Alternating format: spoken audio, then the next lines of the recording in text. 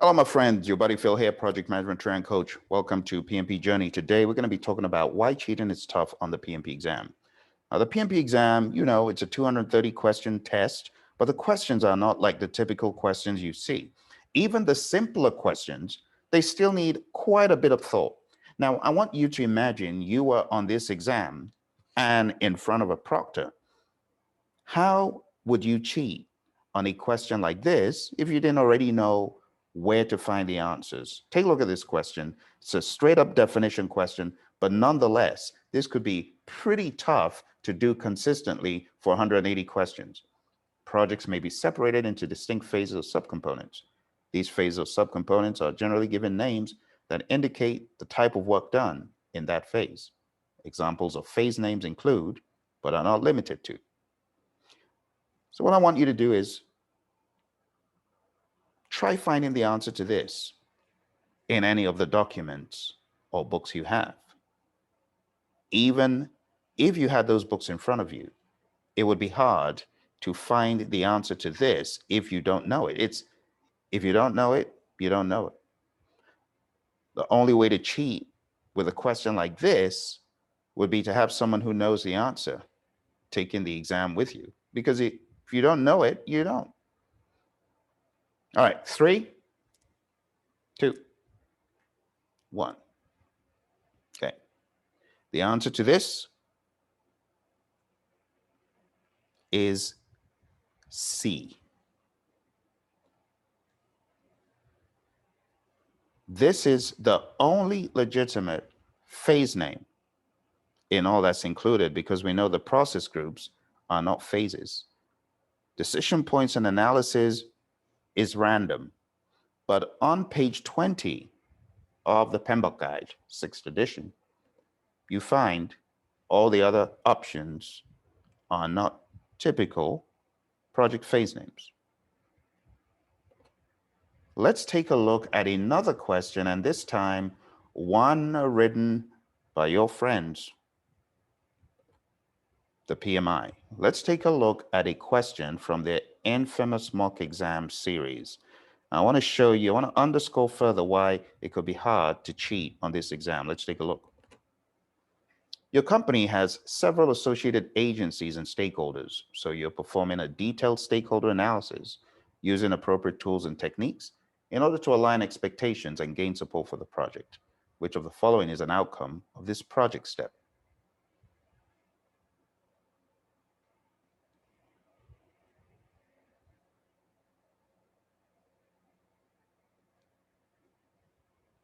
All right, 3, 2, 1. Remember to hit the pause button if you want further time, because I'm hoping this serves two purposes. Test your knowledge and underscore why it's hard to cheat on this exam. All right, so think about it. How on earth would you cheat on this one? Where would you find the answer? Where would you even look? So it's either you know that these 3 items mentioned are the contents of the stakeholder register, which is what you're developing. So the answer is B. Identification information, assessment information, stakeholder classification. Based on what was described, this is identify stakeholders. This could be hard to do consistently without someone who knows the answer. Let me show you another question. Another one from your friends. Your customers are very keen on having the final transition of a deliverable incrementally. The reviews and demos in the past 2 months have worked well. When a new round of development, which involves following and meeting standards to assure stakeholders that the final product will meet their needs, expectations, and requirements. Which of the following should be the next step in the project sequence? Think about that. You think this could be a question one could easily cheat on? Take a look, it's got 5 lines long. How? How do you cheat on a question like this?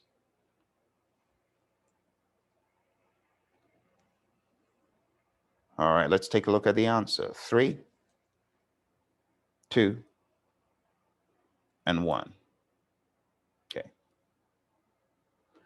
The answer to this, my friends, is performing organization product inspection. So you can see that these questions are not easy to cheat on. See, let's take a look at one more. Oh, let's explain this one. So your customers are very keen on having the final transition of a deliverable incrementally, right? It's obviously making you think along the agile lines. But then it goes back to say the reviews and demos in the past 2 months have worked well. You're in a new round of development, which involves following and meeting standards to assure stakeholders that the final product will meet their needs, expectations, and requirements. So what does that explain? That explains quality assurance, right? So it says, which of the following should be the next step after quality assurance? What do you do? Well, it's not A, because that's what you're already doing, right? You're directing and managing the project work to get the deliverable. B, customer validation. That's really validate scope. That doesn't come when you're done with quality assurance. Something else should happen, right? And then if you take a look at D, it says close project or phase for transition. You cannot do that. You cannot close out the project or the phase without going through B, and you cannot do B without going through C. And that's why the answer is C. You would have to understand A, B, C, and D really well to know what the answer is. This is why I say the exam is a tough exam. If you have a question such as this, let's take a look at another question. Just looking at the sheer volume of lines, you can tell that this is not going to be a cakewalk of an exam. Just reading the questions alone is hard. Okay, now take a look at this one. On a short project, you must verify that project deliverables conform to the quality standards established in the quality management plan by using appropriate tools and techniques to meet project requirements and business needs. You have received a rejection of a second version of a product, and now the key personnel are meeting to discuss and review the change request. Which of the following is true? Now, pause the recording, decide for yourself. But the point I'm trying to underscore is this is not an exam one can cheat in. Even if you got a cheat sheet is not going to help you with a question like this. It is understanding and knowing what the answer is. So the answer to this, my friends, is a direct lift from the PMBOK guide. It's a direct cutout from the PMBOK guide. But you would have to know it's there. That's not possible with cheating, right? So the answer to this is A. Every documented change request needs to be either approved, deferred, or rejected by a responsible individual, usually the project sponsor or project manager. It's a direct lift from the PMBOK guide. All right, let's take a look again at some definition questions that are straightforward, but you got to know where the answers are to get them right. Let's take a look.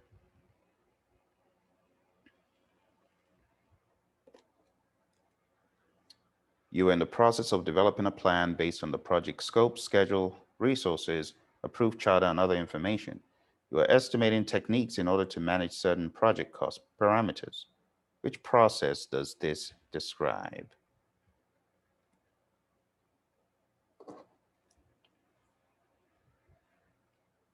Three, two, and one. All right. Now, were you one of the folks who chose A? It's an example of a question that's simple enough, but if you're not in the right frame of mind, you're going to choose the output instead of the process because they're asking for a process, which is C. All right, that's simple enough. It's describing the plan cost management process, not the cost management plan. Here's another one. You're in the process of presenting the project management plan to relevant stakeholders. According to applicable policies and procedures, you are seeking to obtain stakeholder approval to proceed with the project execution. A major tool and technique used in this process should be. All right, simple enough. But if one doesn't understand what is happening and one doesn't know the answer, then one doesn't know it. 3, 2, and 1. The answer to this is meetings. This is describing develop project management plan, and the tool and technique of this is not B, C, or D. It's A. It's meetings. All right, and that's why it's the answer. Okay, let's go back and we'll have one final look at some longer type of questions. A project manager from Enterprise Excellence Department prepares the charter for a project that aims to create a faster and more efficient production process. The sponsor has sent a memo to the shop floor manager to have 100% involvement of a team. Shop floor manager, being the union leader, is concerned this will create a big problem and fair because of layoff concerns if the project is effective. What is the best thing to do now?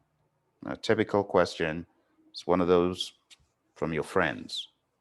What do you think the answer is?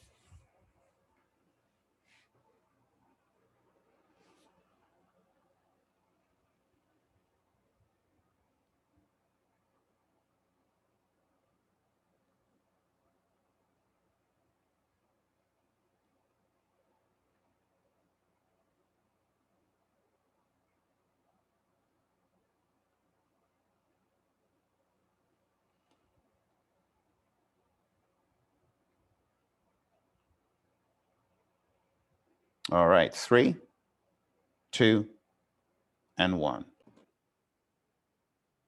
So there you have it. The answer for this is C. The first thing the PM needs to do is make sure the project goals are clearly understood.